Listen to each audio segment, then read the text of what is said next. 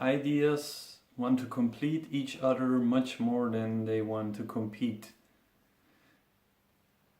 This is the next point of the book, where good ideas come from.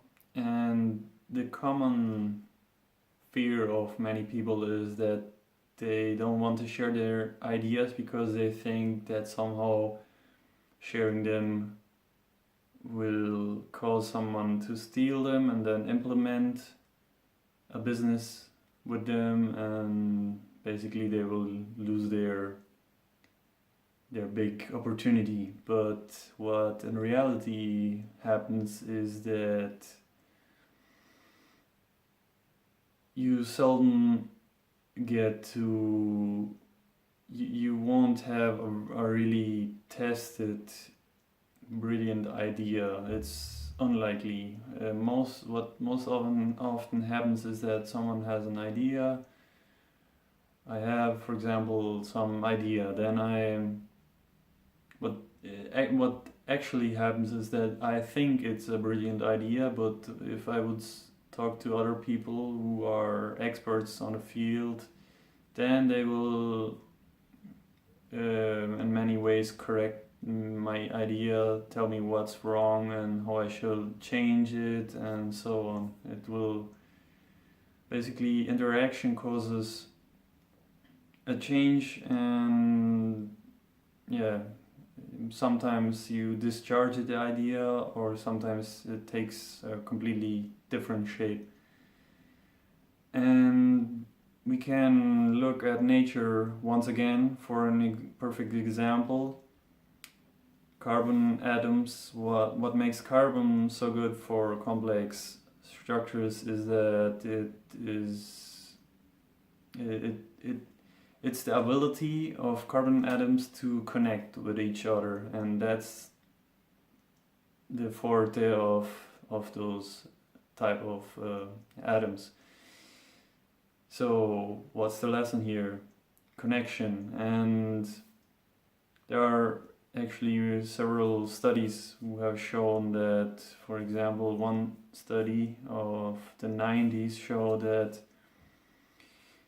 discoveries in biology laboratories happened during the lab meetings, and not when they were actually doing research and the microscopes. So it was during the meetings where the real big discoveries were made. And once again, meetings, connecting with other people, discussing ideas. Other studies have shown that creative individuals have broader social networks, and hence get exposed to a greater variety of ideas from different contexts. So there we have a mix of different contexts, and the result is unusual connection of ideas. And you take one bit of information from here and there, and then you get something completely new. And our civilization is based on large networks. These networks are mostly cities, big cities, and the connections of those cities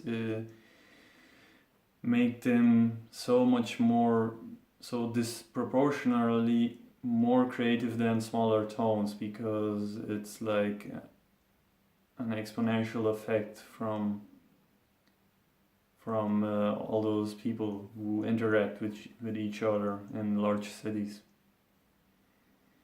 So the lesson here is that if you want to get better creativity, surround yourself with people from diverse backgrounds. And also what's very useful, and what people like Bill Gates do, for example, is when they read books, they go on so-called reading vacations, where they take with them a lot of books and then read one book after the other. And what that does is that the ideas from the previous book are still active in your mind, and then you are able to connect different information from different books and form new concepts and new ideas. That's all for today. Hope that helps, and see you next time.